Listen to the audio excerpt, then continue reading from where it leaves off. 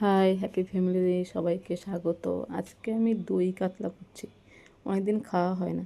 তোমার শ্বশুরমশাই সকালে বাজার থেকে কাতলা নিয়ে এসে, তা বড় বড় পিস, ছোটো ছোটো অনেক সময় পিস হয়, অত ভালো লাগে না।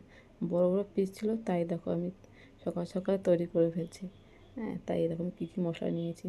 হ্যাঁ, মোটামুটি চাল মগজ থেকে শুরু করে সাদা তিল, সর্ষে, পোস্ত, কাজু, কিশমিশ দিয়ে সুন্দর করে বেটে নিয়েছি।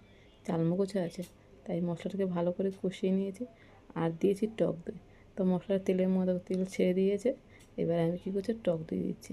হ্যাঁ, টক দইটা জল দিয়ে ভালো করে ফাটিয়ে নিয়েছি, না হলে কী হবে, ওটা ছাড়া ছাড়া হবে। অনেক সময় দেখি ছাড়া ছাড়া হয়ে যায়।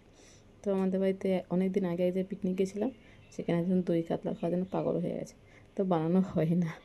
তো ওকে ও যদি দেখে, ও বলবে আমাকে ছাড়া করলে। তা কেমন জানিও, ঠিক আছে, টাটা সবাইকে।